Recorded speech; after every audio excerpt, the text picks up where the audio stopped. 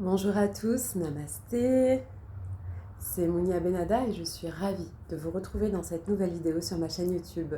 Je vous invite pour ceux qui le souhaitent à vous abonner pour recevoir des notifications lorsque je publie une vidéo. Cette vidéo est la 5e et concerne les 5 blessures de l'âme. Vous avez 4 vidéos précédentes où je vous donne déjà les 4 précédentes blessures de l'âme telles qu'elles sont définies communément dans le traitement de l'être, de sa guérison spirituelle. Je vous redonne des éléments afin d'aller plus loin dans la réflexion. Lise Bourbeau a écrit les 5 blessures de l'âme ainsi que d'autres livres qui traitent expressément et en détail de ces questions. Je vous invite à vous procurer ces best-sellers et je vous invite aujourd'hui à me suivre dans cette vidéo concernant la 5e et dernière blessure primordiale, souffrance commune à beaucoup d'entre nous, d'entre vous, qui est la blessure d'injustice. Donc comme toujours, je vous donne la racine de cette blessure, c'est-à-dire à quel moment elle prend racine en vous au niveau de votre enfance. Ici, contrairement aux autres blessures, on est un peu plus tard dans le grand enfant, enfin le petit enfant qui commence à devenir grand en âge, d'entrer en âge maternel. Donc on a entre 4 et 6 ans et c'est au moment où se développe l'individualité de l'être. L'enfant, à ce moment-là, sent ou pressent ou suppose que son parent n'est pas quelqu'un qui l'apprécie à sa juste valeur. D'accord ? Il sent qu'il y a une dépréciation injuste de son individualité pour des raisons X ou Y. Et du coup, il a comme le sentiment qu'il y a une attitude un peu froide à son égard, pas très chaleureuse et finalement sévère. Voilà. Donc ce regard sévère, froid, non chaleureux et qui ne respecte pas le sentiment d'individualité de l'enfant entre 4 et 6 ans va créer cette blessure, cette souffrance. Elle va prendre son origine donc autour de 4 à 6 ans et elle va s'installer dans l'adulte que vous êtes et elle va créer des dysfonctionnements. Donc c'est lorsque les personnes n'ont pas dépassé cette blessure que va survenir un dysfonctionnement, une façon d'être, un comportement parfois cynique, parfois agressif, qui est dû à cette blessure subie ou ressentie d'injustice. Et ce comportement va être considéré comme rigide. Vous voyez, le masque afférent à cette blessure est le masque du rigide. On l'a vu, pour chacune des blessures, il y a un masque que l'ego porte de manière à éviter de vous faire ressentir de nouveau cette blessure et de vous faire retomber dans des souffrances qui vous ont blessé. Nous avons vu pour chacune des blessures les masques. Pour la blessure de rejet, c'était le masque du fuyant. Pour la blessure de l'abandon, c'était le masque du dépendant affectif. Pour la blessure de l'humiliation, c'était le masque du masochiste. Pour la blessure de trahison, c'était le masque du contrôlant. Et ici, pour la blessure de l'injustice, c'est le masque du rigide. Donc sa personnalité va se transformer pour ceux qui sont en prise avec cette problématique. Et il va y avoir soit un comportement donc agressif, soit un comportement très fermé, très rigide. Et il va y avoir là-dedans les perfectionnistes, par exemple, les fans du rangement, on va dire, comment on appelle ça, les maniaques un peu du rangement et de la propreté. Il va y avoir aussi des personnes qui se coupent de leurs sentiments, qui ne souhaitent pas ressentir leurs émotions, qui sont rigides dans leur façon de se vivre et qui vont parfois utiliser le rire ou le cynisme, comme je vous disais tout à l'heure, comme une défense, comme une protection de l'ego. Et cet échappatoire est toujours à viser d'éloignement de la souffrance. Ce sont également des personnes qui ne demandent pratiquement jamais d'aide, d'accord ? Ce sont des personnes qui vont se débrouiller par eux-mêmes, qui vont considérer que les gens ne sont pas forcément fiables, puisqu'ils ne savent pas reconnaître leurs valeurs, donc ils vont avoir tendance à ne pas accepter ou ne pas demander de l'aide à autrui pour leurs besoins. Et donc ces personnes ont aussi un apparat physique ou en tout cas des grandes caractéristiques telles que définies par Lise Bourbeau pour essayer de les reconnaître ou de vous reconnaître dans cette blessure.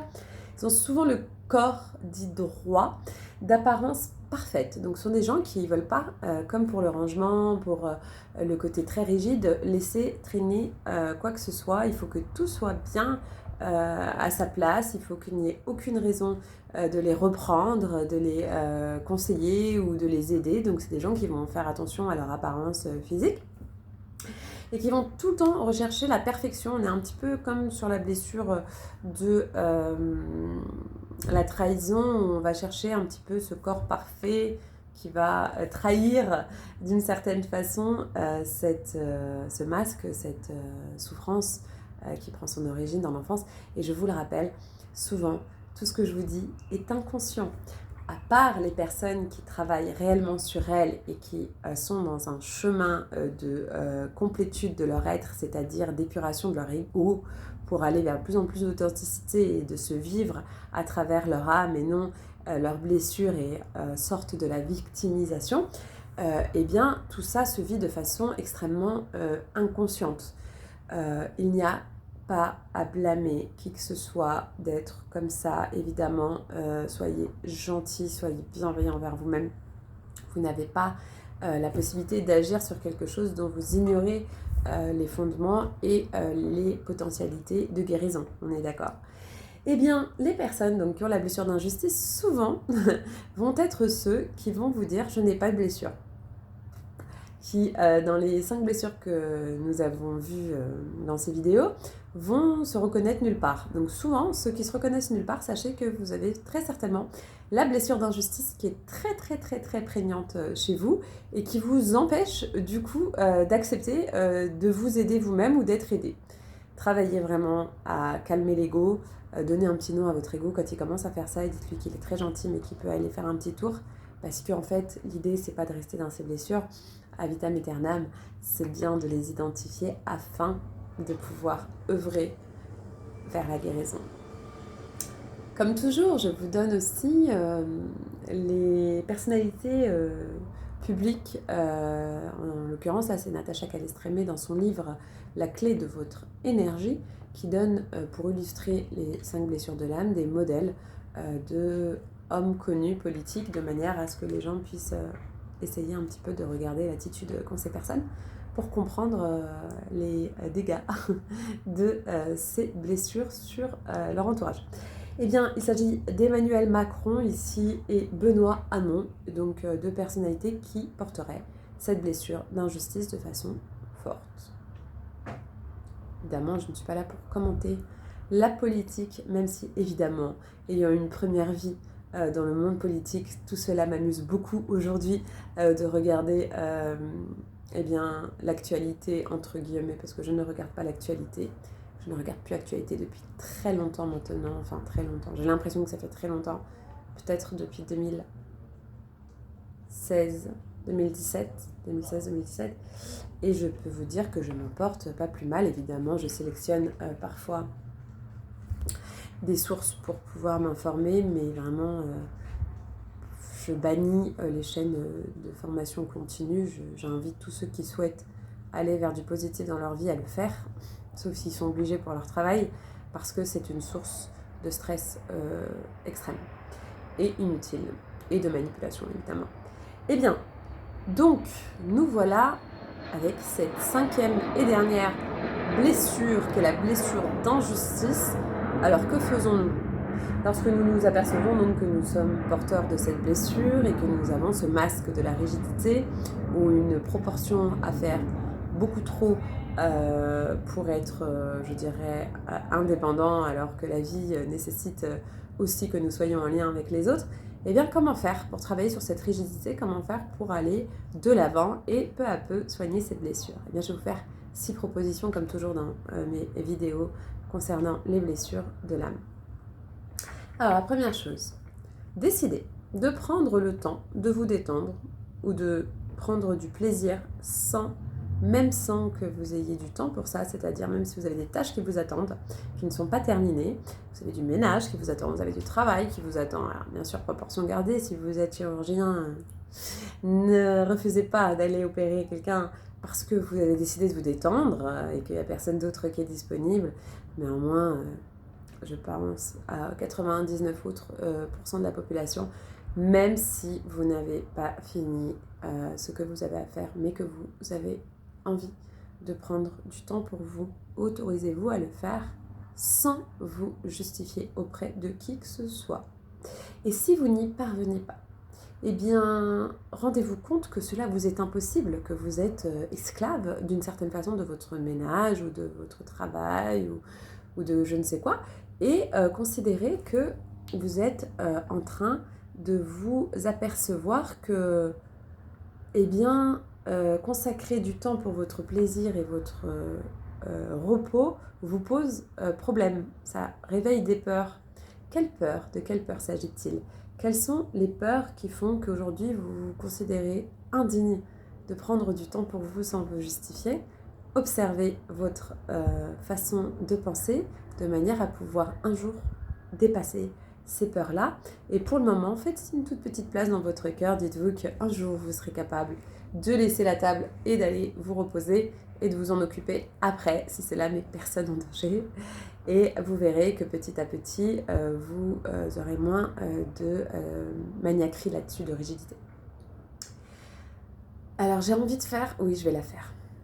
Je vais la faire. Une digression sur cette question de la maniaquerie en particulier. Alors, c'est extrêmement, je dirais, expérimental et personnel ce que je vais dire, dans le sens où je l'ai observé chez beaucoup de gens autour de moi qui avaient ce problème. Souvent, il y a aussi derrière les syndromes, je dirais, maniaques, voire maniaco-dépressifs, des choses à aller chercher au niveau de la psychologie, des traumas un peu plus importants pour le coup, liés notamment à des problèmes d'inceste ou d'abus. Je sais qu'à chaque fois que j'ai dit ça à certaines personnes, j'ai eu un lever de bouclier, et je sais aussi que je peux en avoir un là avec cette vidéo, mais je fais confiance à mon intuition et à mes canalisations, et je sais qu'à chaque fois que je l'ai observé chez des personnes de façon, je dirais, particulière, c'est vraiment au cas par cas, mais en tout cas, il y a vraiment à vous demander aussi si votre cerveau n'est pas en train de vous protéger de quelque chose en constamment nettoyant. Qu'est-ce que vous cherchez à nettoyer? Qu'est-ce que vous cherchez à faire disparaître? Qu'est-ce que vous ne supportez pas de voir taché ou pas rangé?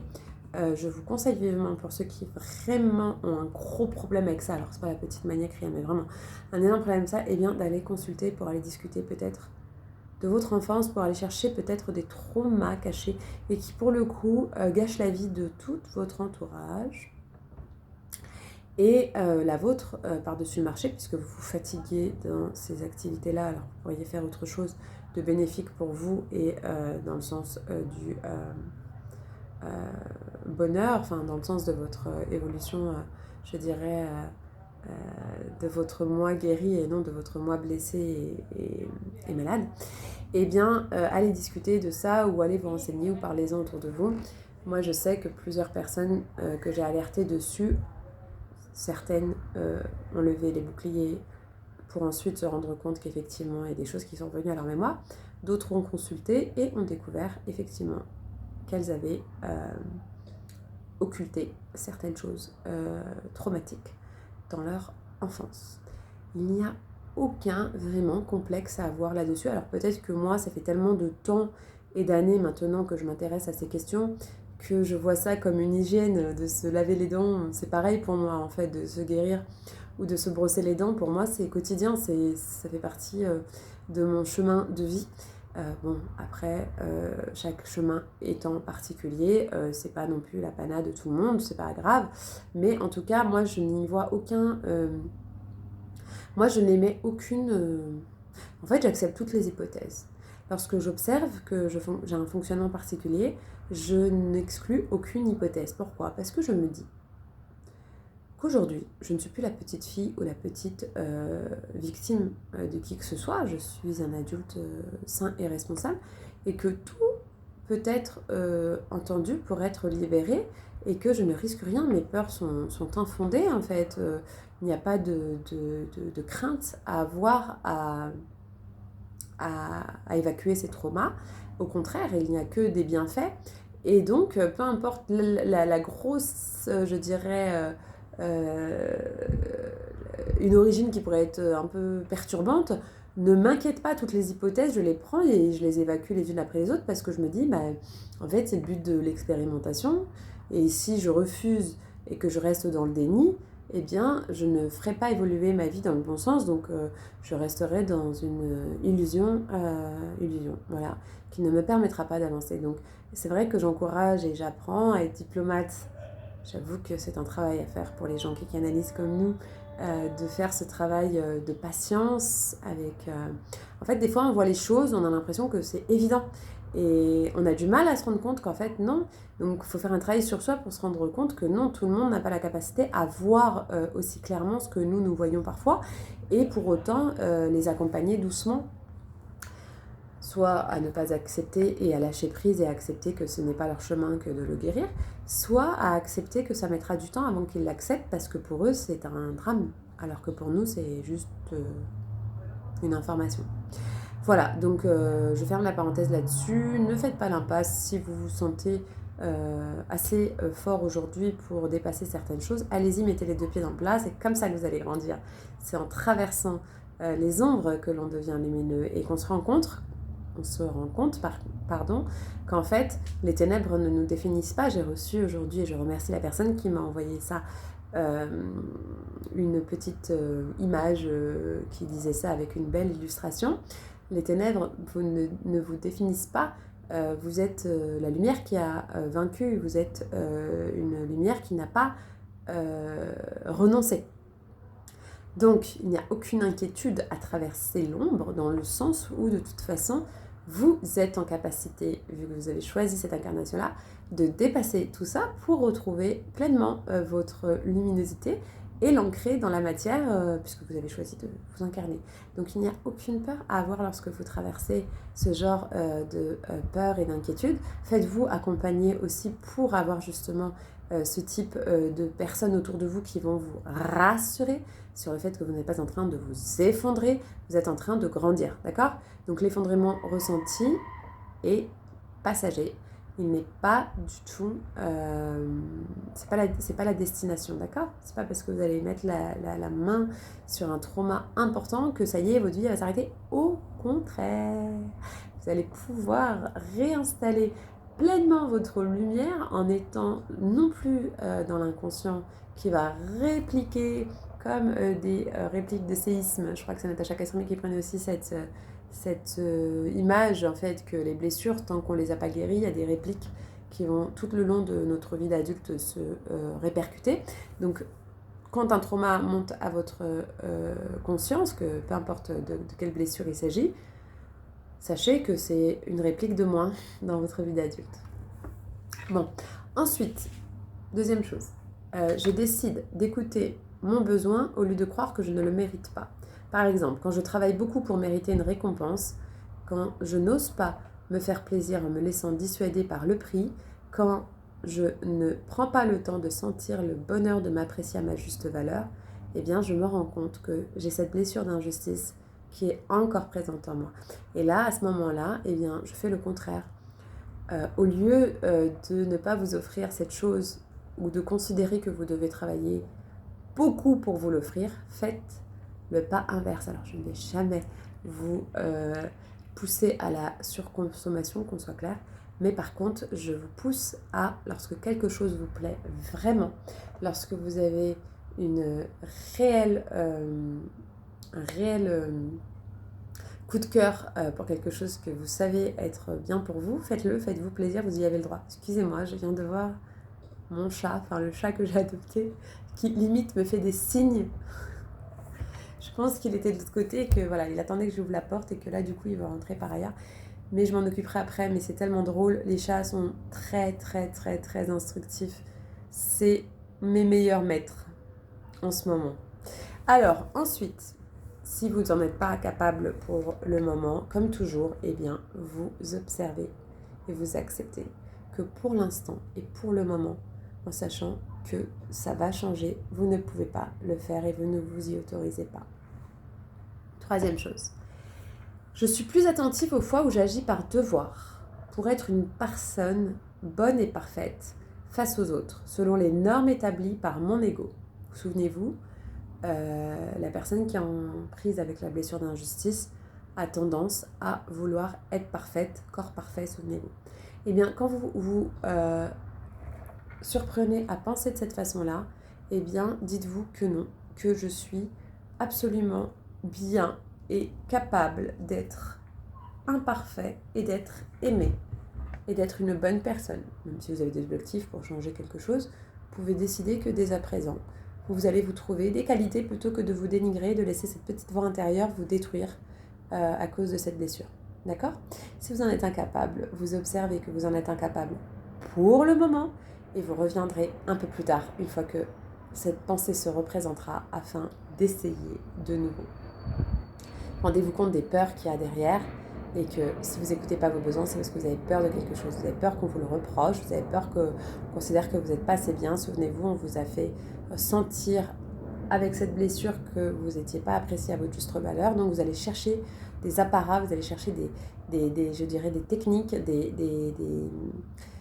stratégies pour vous rassurer sur le fait que vous êtes une bonne personne. Je vous rassure, vous êtes une bonne personne, même lorsque vous êtes imparfait. Quand j'observe que, quatrième proposition, quand j'observe que je suis en train de dépasser mes limites, je prends le temps de ressentir quelles sont les peurs qui me poussent à trop en faire et je décide alors de me respecter et de répondre à mon seul besoin du moment. Là encore, on est sur l'écoute de soi, le respect de ses limites. Lorsque vous allez au-delà de vos limites, c'est parce que vous avez des blessures, sinon vous n'allez pas au-delà de vos limites. Lorsque vous êtes guéri, vous allez voir que vos limites, vous n'accepterez plus de les laisser être dépassées. C'est impressionnant. La guérison de ces blessures vous amène vraiment à vous vivre différemment, dans une quiétude qui n'a pas de précédent. Je sais de quoi je parle. Je peux vous assurer que lorsque vous êtes en prise avec toutes ces blessures, vous ne respectez absolument pas vos limites. Je vais même vous dire, vous ne savez même pas où sont vos limites. Vous le découvrez à vos dépens. Parfois, lors de graves expériences de vie où d'autres ont capté ça et vont vous faire vivre l'enfer, vous avez tout à gagner à travailler sur cette notion des besoins, des valeurs, qu'est-ce qui est important pour vous. Revenez avant vos 4 ans, vos 3 ans, vos 2 ans, vous étiez un être parfait, entre guillemets, en venant, vous aviez en vous toutes les ressources et tout l'amour du divin et de l'univers pour pouvoir vous réaliser dans cette vie-là. Tout ce qui vous fait vous sentir différemment et vous faire croire le contraire sur le fait que vous devez faire des efforts inconsidérés pour être aimé sont dus à vos blessures. Lorsque vous réglez ça, vous allez voir, vous n'allez pas être plus feignant, vous allez être plus efficace et vous allez surtout prendre plus de plaisir dans votre vie, que ce soit dans votre travail, dans vos relations, dans vos projets, dans vos voyages. Ça change votre vie. Donc faites l'effort quand vous vous observez en train d'en faire des caisses, en train de dépasser vos limites, d'aller au-delà de ce que vous êtes en capacité de donner. Rassurez-vous, rassurez votre ego et dites-lui que là, il vous pousse à trop en faire, vous n'avez pas besoin de faire tout ça. Si c'est plus que vos limites, c'est déjà trop loin et c'est la blessure d'injustice. Et dans ces cas-là, si vous y arrivez, stoppez tout et répondez à votre besoin de ne pas dépasser vos limites. Et si vous n'y parvenez pas à ce moment-là, dites-vous que vous en êtes incapable maintenant, mais que vous vous donnez le droit d'avoir encore du temps pour observer ces peurs, voir à quel point elles vous entravent et accepter de plus en plus de travailler sur cette question des limites. Moi, je vous conseille de vous poser parfois avec une feuille et un papier et des stylos et vraiment de noter à chaque fois que vous avez ressenti de la colère, que vous avez ressenti de la frustration, que vous avez ressenti un malaise dans un événement de votre vie ou dans une relation, et demandez-vous pourquoi, à quel moment en fait vous avez dit oui alors que vous vouliez dire non. Qu'est-ce que vous avez accepté de faire de plus que vous n'étiez pas en capacité de faire? Et vous allez voir qu'en fait, vous avez des limites et que votre jauge, c'est vos émotions, mais que vous ne les écoutez pas à cause et en partie en raison de vos souffrances que vous ne souhaitez pas revivre par rapport aux blessures que je vous évoque ici. Et du coup, plus vous allez établir cette liste de limites, plus vous allez guérir en conscientisant ce qui se joue et en changeant vos attitudes, en remettant de nouvelles croyances à l'intérieur de votre être, et plus vous allez trouver de l'apaisement dans vos relations parce que vous allez oser être vous-même et donc être vrai et moins frustré et donc moins dans cette notion d'injustice et du sentiment de devoir en faire toujours trop pour ne pas être de nouveau en prise avec cette injustice. Sachez qu'en plus, tout ce à quoi on résiste, insiste. Donc plus on fait ça, plus on est traité injustement. Il faut vraiment poser ses limites, vraiment, vraiment, c'est important. Le sacrifice ne fait pas partie du domaine de la spiritualité. C'est une conviction que j'acquiers quotidiennement. Le sacrifice ne fait pas partie, vraiment pas.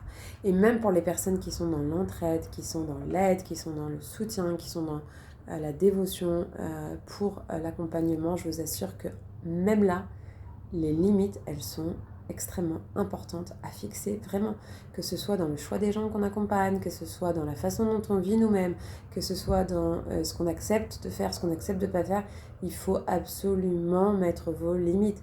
Moi, je sais qu'au démarrage de mon activité,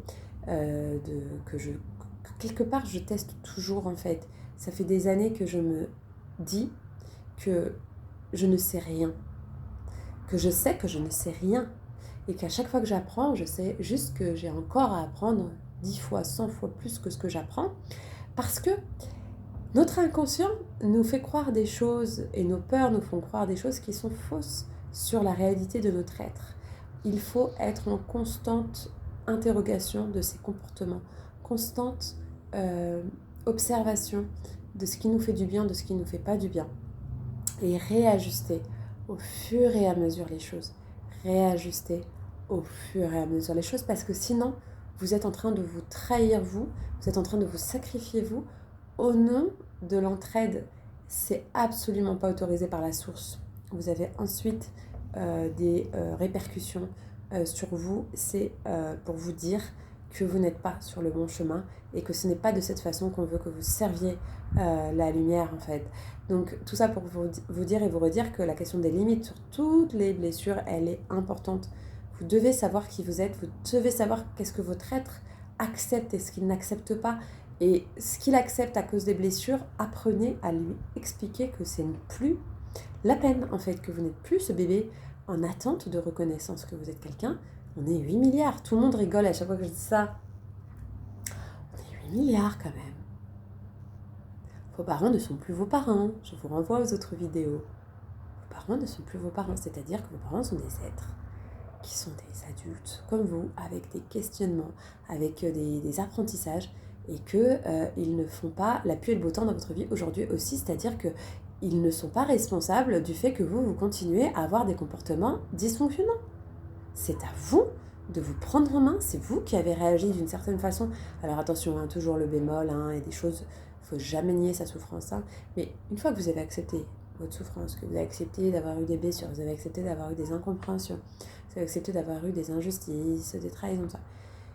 Arrêtez d'attendre que les choses se fassent sans vous, ça ne se fera pas sans vous. Vous êtes 100% responsable, vos parents ne pourront rien faire pour vous, personne ne pourra rien faire pour vous. Vous pouvez, vous, décider qu'aujourd'hui, vous n'êtes plus ce petit enfant malheureux et triste en attente de reconnaissance ou d'individualisation. Développez votre moi divin, vous verrez que vous n'aurez plus à attendre quoi que ce soit de l'extérieur, vous aurez tout à l'intérieur de vous qui sera complet, uni, et qui vous fera apprécier correctement la vie, et surtout ne pas vivre dans le passé et dans les blessures et continuer à les faire subir aux autres et à vous-même. Donc, je ferme cette parenthèse, responsabilisez-vous, je vous renvoie aussi au Ho'oponopono, j'ai fait une vidéo là-dessus, Bonhomme Allumette, j'ai fait une vidéo là-dessus, je vous renvoie à Joe Dispenza, devenez hyper conscient, super conscient, rompre avec soi-même, je vous renvoie à tout ça pour vous dire que tout est possible lorsque l'on le souhaite et on le décide. en sachant que la guérison n'est pas un sprint, c'est un marathon, donc il faut tenir sur la durée, donc ménagez-vous. Donc ensuite, je décide de faire une action sans m'expliquer, ni me justifier, et surtout me sentir coupable, surtout si elle semble injuste à quelqu'un. Vous décidez que quelque chose est bon pour vous. Et vous observez que des personnes trouvent que c'est pas bien, qu'il faudrait pas, que ce serait mieux de faire autrement, que c'est pas le moment de partir en voyage, n'importe quoi. Hein. Eh bien, décidez que vous ressentez à l'intérieur de vous que vous en avez besoin et que c'est bon pour vous. Et là, si vous allez au-delà de la pensée des autres, vous allez accepter de ne plus écouter vos peurs et vous allez aller au-delà de votre ego et vous allez dans la guérison de cette blessure d'injustice. Et si vous n'en êtes pas capable, comme toujours, vous avez de la bienveillance pour vous et au moment de passer à l'action, vérifiez de quoi vous avez peur dans le moment et permettez-vous de bien sentir ces peurs qui vous empêchent d'aller vers la guérison de votre blessure d'injustice. Observez-les. Observez, soyez observateur. Ça aussi, c'est une clé essentielle du développement de votre être. Devenir un observateur. Soyez comme une personne à côté de votre personne qui vous regarde faire. Très intéressant. Souvent, on dit, lorsqu'on veut se conseiller soi-même, des fois on dit on se conseille pas bien. Faites l'expérience de vous conseiller comme si vous conseillerez une amie, vous verrez que vous serez beaucoup plus objectif et gentil. Votre auto-saboteur sera beaucoup moins présent. Observez-vous comme un être en devenir. Ensuite, quand je sens que je suis en colère contre une personne du même sexe, donc que vous, je décide de ressentir mes peurs qui ont créé cette colère. Ensuite, je partage à cette personne comment je me sens et quelles sont les peurs pour moi. Vous voyez, souvent les gens qui sont dans ces blessures vont s'interdire d'oser dire qu'elles sont en colère. Et en fait, à tort, lorsque vous êtes en colère, vous avez le droit de dire « je suis en colère ». Un enfant qui est en colère ne se pose pas la question. Lorsque vous aurez guéri vos blessures, vous serez comme un enfant. Vous serez dans le moment présent. Quelque chose vous plaît, vous direz oui. Quelque chose vous plaît pas, vous direz non. Bon, évidemment, vous n'allez pas vous rouler par terre, vous avez acquis de la maturité, vous n'êtes pas obligé d'en faire une scène. Lorsqu'un enfant n'arrive pas à gérer ses émotions parce qu'il n'est pas encore assez mature, on lui pardonne aisément. C'est sûr qu'un adulte, on lui pardonnera moins de se rouler par terre aux caisses dans le supermarché parce qu'on n'a pas voulu lui acheter du chocolat. Par contre, lorsque vous aurez guéri, vous serez comme cet enfant qui sait si c'est oui ou si c'est non. C'est pas entre les deux, c'est oui ou c'est non. Ou ça respecte vos limites, ou ça ne les respecte pas. Et c'est passionnant. Dans cette... Comme Poupie est passionnante. Salut Poupie. Elle est revenue par là. Alors, soyez comme cet enfant. Pardon, excusez-moi, les chats me distraient. Et ils me distraient beaucoup. Donc, soyez comme cet enfant qui émotionnellement n'a pas de nuance de couleur, je dirais, dans s'il aime ou il n'aime pas. C'est oui ou non, et c'est ok. Et s'il est en colère, de pouvoir le dire, de pouvoir exprimer cette colère sans que vous vous sentiez coupable. Si vous n'en êtes pas capable, si vous sentez que votre ego est en train de vous convaincre que vous devez toujours être parfait, que vous devez toujours donner une image de vous lisse et sans émotion, observez que vous êtes dans votre blessure d'injustice et que vous allez travailler dessus de manière à trouver la solution qui va vous aider à calmer ces peurs pour pouvoir exprimer votre vérité. Voilà, ça fait 6 propositions de pistes pour travailler sur vos peurs liées à la blessure d'injustice. Et vous savez quoi ? Puisque j'ai fait une introduction plus la première blessure, eh bien je vais ici faire la conclusion de toutes ces vidéos pour clôturer cette série de 5 vidéos qui j'espère vous aura plu sur les blessures. Alors, que je vais vous dire. Tout le monde s'est arrêté pour voir le chat. C'est un chat extraordinaire. Je ferai peut-être une vidéo avec ce chat pour vous raconter cette histoire de ce chat et de ce quartier. C'est incroyable, ça mériterait peut-être même un petit livre sympathique. J'adore les chats. Je voulais un chat depuis longtemps, mais je suis quelqu'un qui bouge beaucoup. En tout cas, jusque-là, je voyageais beaucoup et je cherchais un endroit où me sentir bien, puisque, vous le savez, les énergéticiens, les personnes qui connectent avec beaucoup de choses ont besoin de vivre proche de la nature et être en équilibre avec les éléments de la mère Gaïa. Et ce qui est drôle, c'est que voilà, quand je me suis installée ici, ce chat est apparu et c'est un chat qui est extraordinaire. Je vous en ferai sûrement une vidéo, ça me fera plaisir. Et là, il y avait beaucoup de gens qui étaient autour du chat pendant que je vous faisais cette vidéo.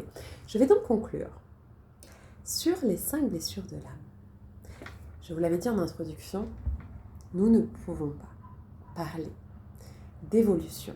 Nous ne pouvons pas parler d'amélioration de sa santé mentale, d'amélioration de son bien-être global, d'amélioration de ses qualités relationnelles, sans parler de guérison. Je fais partie de ceux qui disent que l'on ne peut évoquer les bienfaits de l'univers, qu'on ne peut évoquer les extrêmes,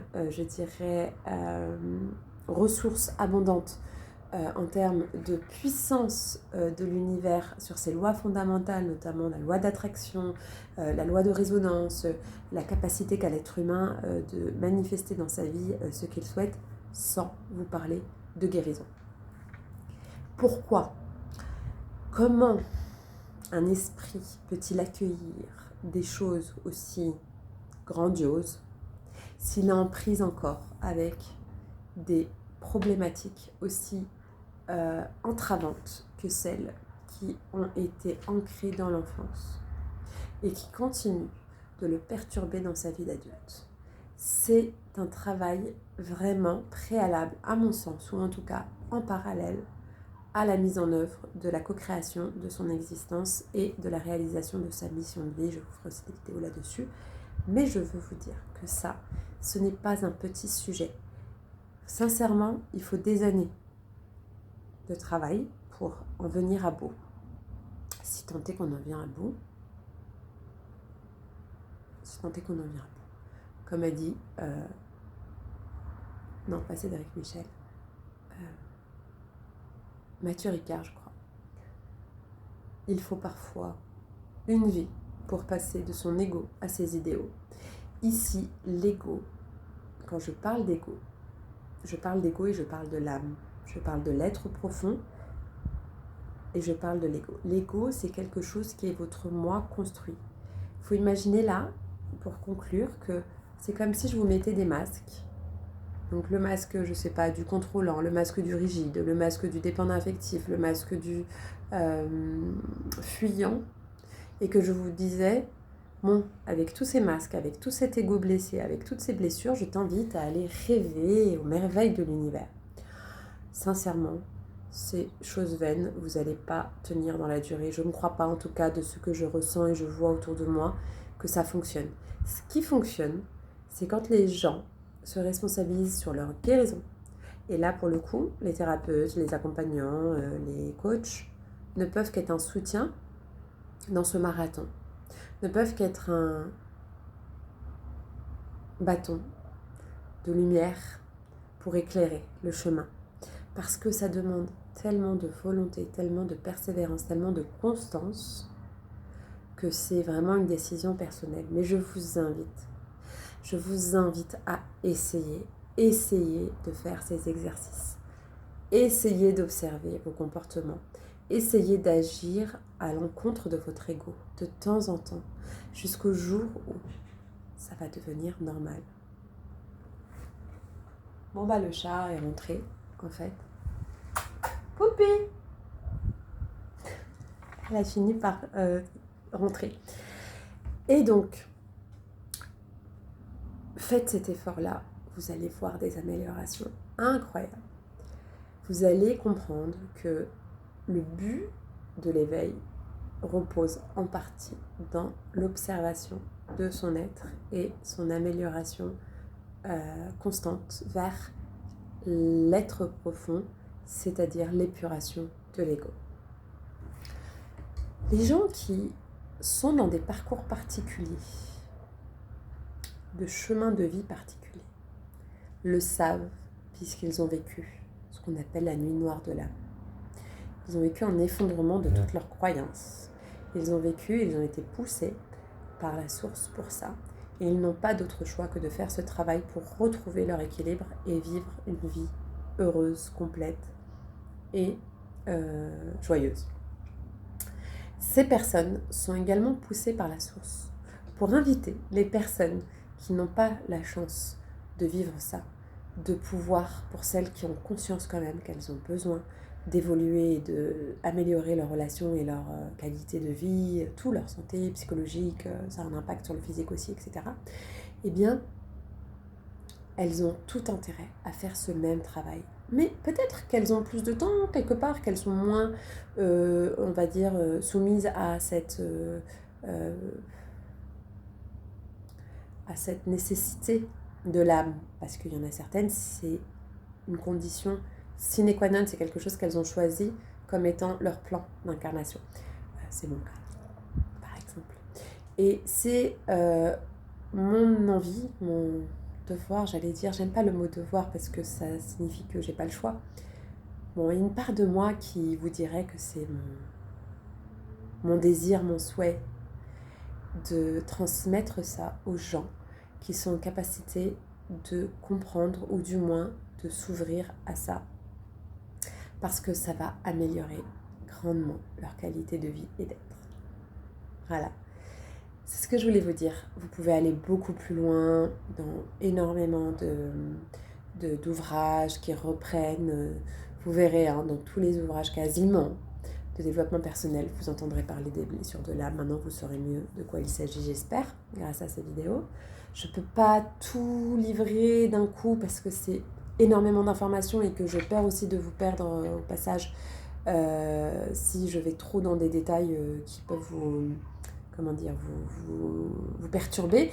Il vaut mieux après, au cas par cas, travailler les blessures à partir de vos vies. Je sais à peu près, il ne m'en faut pas longtemps, faut pas beaucoup de coaching avant de comprendre quelles sont vos blessures prégnantes et comment faire pour agir dessus. Donc ceux qui souhaitent vraiment aller au bout de ça, je vous invite à me contacter pour entamer un travail avec moi et travailler au cas par cas et aller beaucoup plus loin sur ce qu'il y a à faire réellement dans votre vie au quotidien pour améliorer votre état d'être. Et voilà. Et je vous invite à revoir, pour ceux qui le souhaitent, ces vidéos pour essayer de retrouver peut-être des éléments de votre propre ego, voir où vous vous situez. Et je vous souhaite à tous, comme d'habitude, que cette vidéo ait pu vous apporter des éléments de compréhension et d'appréciation de ces concepts. Et je vous dis à très bientôt pour une nouvelle vidéo. Je m'excuse pour les interruptions concernant le chat, mais cette histoire est incroyable. J'ai hâte de vous la raconter. Je vous souhaite à tous une bonne fin de journée, une bonne fin de soirée. Et je vous dis à très bientôt pour une nouvelle vidéo. Je vous invite à liker si vous le souhaitez mes vidéos et à vous abonner. Je vous dis à très bientôt. Namasté.